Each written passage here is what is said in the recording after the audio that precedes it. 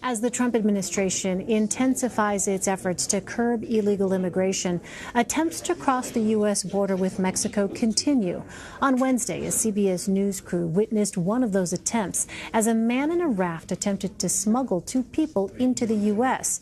Their crossing near Roma, Texas, was less than 100 yards from a port of entry where dozens of armed agents are stationed. Our David Begnaud was there and has the story. Elaine, on another sweltering day here along the border, we had come to do a story about people getting letters regarding the border wall that the president wants to build in this area.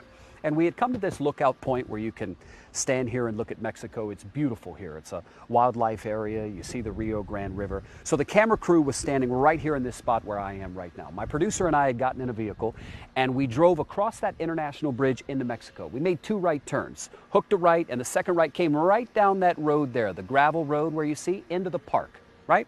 We park in the park, I get out of the vehicle, and I see what is a raft in the water right here. So I start rolling on my phone. You can see a man in the boat laying on his stomach, and there's two people in the boat appearing to wear life jackets, right? So they're coming across to the other side. It's classic what we've been told by Border Patrol, people using the Rio Grande River to sneak into the U.S. illegally. So I get out my phone, I'm recording it, and as I'm recording that, I hear a man off to my right start speaking in Spanish. I can't tell what he's saying. I don't speak Spanish, but I look over toward him and he's gesturing, essentially telling me to get out. He ends up saying to my producer and I, "It's not safe here and you need to go." We ended up leaving the area. Within about 10 minutes, we were back on the U.S. side. The man who was paddling actually walked across. That's how shallow it is there in the river. He was able to walk back onto the other side.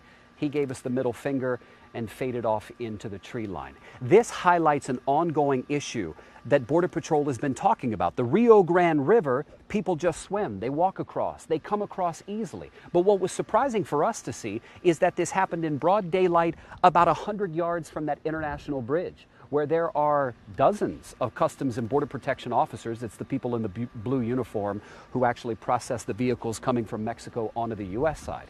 Now, granted, they're focused on the vehicles. We did see two blue uniformed officers standing on the bridge, checking people as they walked across the bridge into the U.S., but presumably they didn't see what was going on. I'll tell you what else I've confirmed. Around the time this happened, it was shift change for Border Patrol.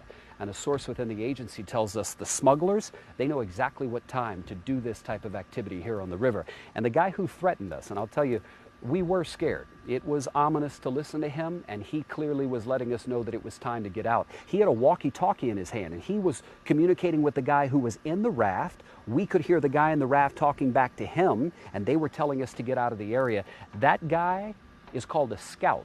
He scouts, he watches, and he lets the smuggler know how to get the people onto the other side.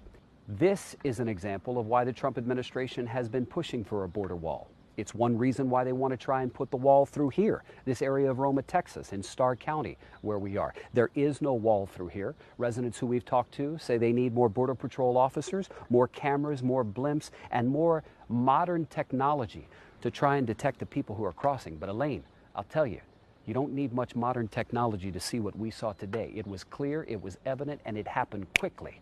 The guy got them onto this side, they ran off into the woods, and from what we could tell, Border Patrol never found them.